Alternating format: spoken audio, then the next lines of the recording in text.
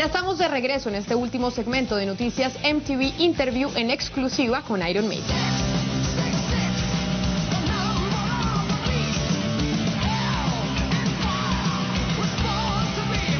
A lot of people think or relate you with satanic topics. They are misunderstood you, that's the wrong message. To be honest with you, we're not at all into saying anything like that, no. But, you know, with the whole Eddie Monster thing and, you know, Number of the Beast, you couldn't blame people for thinking that, really. So, you know, I don't have a problem if people want to think that. We use the imagery, because we are kind of regular guys, we use the imagery of the Eddie and the theatrics to kind of add more drama to the songs and the stage show. Because I think there's only really, you know, 2 or 3 songs here and there that have references to that kind of thing. I mean, I think the lyrics that we write are, you know, are pretty good lyrics, really. I think, you know, we do a bit of research and it's well thought out what we write about. And I think that most of the fans realise as well, they know that is not the case. I think it's only people that don't really know much about the band and they hear or see things and they think, look at Eddie, and they think all kinds of things. But we have lots of fun with Eddie a lot of the time, and it's nothing to be taken too seriously. It's easy to jump on a bandwagon once people, you know, come out with this satanic thing, but that was never what we're about.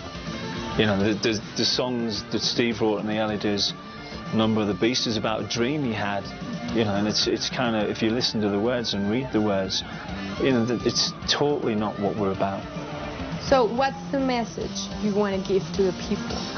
What's the message of Iron Maiden? There isn't really a message, you know, it's about having we come out and we play music and we want everybody to enjoy it. We play hard-edged, aggressive rock music, to my mind. You know, but some people call it heavy metal. And I love playing live, and I love the smiling faces down the front, and we see a lot of kids at the gigs.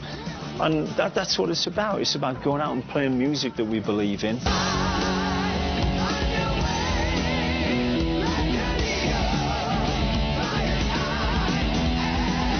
How do you do to know what is coming next in music and to remain every day? You know, it's a good question, because the hardest part of being successful is maintaining it, I think. You know, it's very difficult to get there in the first place, but then once you're there, it's hard to maintain. But to be honest with us, we just do what we do. We really enjoy what we do.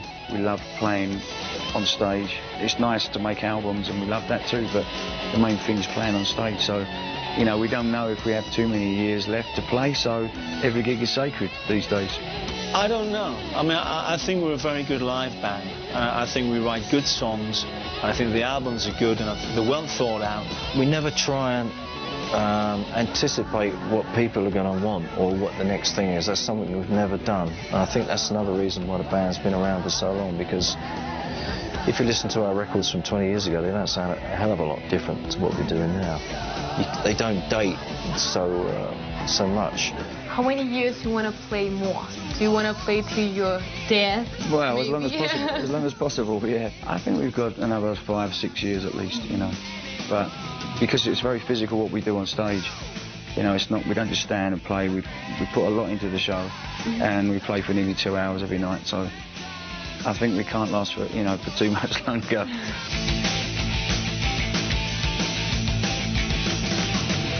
Which one do you think is the essence of Iron Maiden? Doesn't matter who's in and who's out. I think it has to do with Steve's bass. There's not that many bands last that long and actually create great music. So I'm quite proud of that. So it's great to come back now and do songs that we wrote 25 years ago. I think it's pretty well known that Steve Harris, you know, he started the band. He was the driving force behind the band. He's kind of the leader of the band, really. So, you know, I think it's incredible that the band has been together for such a amount of time, and it's very rare because you get these differences in opinion. You get a certain amount of baggage built up over, you know, it's like a marriage, you know, 20, 30 years of marriage, and you go, just hate it when they do that, or, you know, that's really annoys me. And sometimes these things build up and it spills over and explodes, and then someone leaves, which is what happened probably, you know, a couple of times with Iron Maiden. But the band in spirit has always carried on, you know.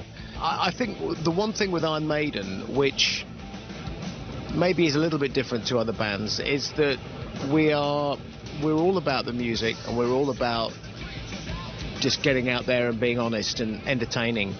We've never sold out. You know, you'll never see us with a bunch of catwalk models. You know, you'll never see us on MTV Cribs. You know, you never see us on these bullshit reality TV shows. We don't do that. We are real. We've tried never to let people down, and we've always tried to deliver just the best show that we possibly can. Así llegamos al final de este viaje con una de las leyendas del heavy metal.